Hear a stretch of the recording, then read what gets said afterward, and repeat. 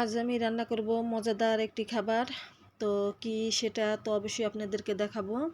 তো আসসালামু আলাইকুম রহমতুল্লাহি বারাকাতু। আপনারা সবাই কেমন আছেন? আমি তো আলহামদুলিল্লাহ খুবই ভালো আছি।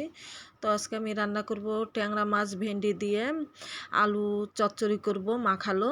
তো তার জন্য আমি এখানে আলু কেটে নিয়েছি খুব সুন্দর করে, একটু মিডিয়াম সাইজের, সেই পাতলা না সেই ভারীও না। আর এখানে আমি পেঁয়াজ কুচি করে নিয়েছি, কাঁচামরিচ, শুকনো মরিচের গুঁড়া, হলুদের গুঁড়া, লবণ, জিরার গুঁড়া গুলো নিয়েছি। এখানে আমি আদা বাটা নিছি। তো দেখতে থাকেন কিভাবে আমি রান্নাটা করি আজকে ভেন্ডি দিয়ে। তো এখন আমি তেল দিয়ে দিলাম, এখানে পরিমাণ মতো তেল দেওয়া হয়ে গেল। এখন আমি ভালো করে এগুলো সব কিছু মেখে নিব। আর ভেন্ডিটা আমি ধুয়ে কেটে রেখেছি আলাদা করে, আর মাছটাও ধুয়ে নিয়েছি। তো এখানে আদা জিরা বাটাটা দেওয়া হয়েছে কিন্তু মাখালো চচ্চড়ি, আর টমাটো লাগবে আমার, আর এখানে ধনিয়ার পাতাটা লাগবে। তো অনেক কিন্তু মজা হয় এই ভেন্ডির ঝোল খান আর মাখালো তরকারিটা খান, দারুণ মজা হয় কিন্তু ভেন্ডি দিয়ে। আরও যেহেতু ট্যাংরা মাছটা আছে, স্বাদ একদম দ্বিগুণ হয়ে গেছিলো, রান্নাটা অনেক মজা হয়েছিল।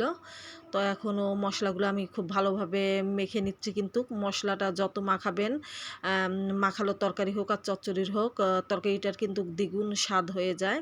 তো এরপর আলুগুলা দিয়ে ভালো করে মাখিয়ে নিচ্ছি সবগুলো একসাথে। এরপর আমি কিন্তু এখানে ভেন্ডিটা দিয়ে দিব। তো কেমন হয় রান্নাটা অবশ্যই আপনারা দেখবেন। তো আমি তো মাখালো তরকারিটা এরকমভাবে তৈরি করি, চচ্চড়িটাও এভাবেই আমি রান্না করি।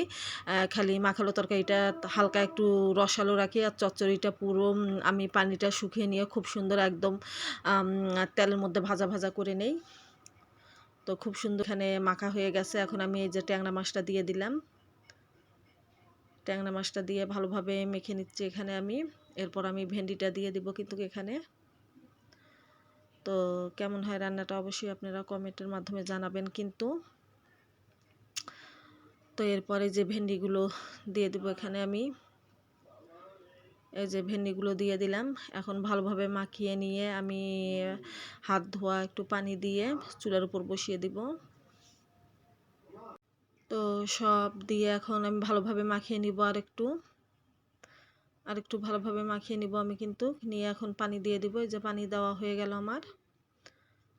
এখন আমার পানি দেওয়া হয়ে গেছে। এখন আমি ভালোভাবে আর একটু নাড়াচাড়া করে নিব এখানে। নিয়ে আমি চুলার উপর তরকারিটা কিন্তু বসায় দিব। আর দারুণ মজা হয়েছিল কিন্তু, এই যে অর্ধেক প্রায় হয়ে গেছে আমার তরকারিটা। আর এখানে আমি জিরার গুঁড়াটা একটু ছিটিয়ে দেবো কিন্তু, টমেটো দিয়েছি এখানে আমি সাথে। আর ধনিয়ার পাতাটা দিব এখন আমি। এই যে ধনিয়ার পাতাটা এখন আমি দিয়ে দিব উপরে, দিয়ে ধনিয়ার পাতাটা ছিটিয়ে দিলাম। তো ফাইনাল কেমন হয় রান্নাটা অবশ্যই আপনাদেরকে আমি দেখাই দেবো কিন্তু।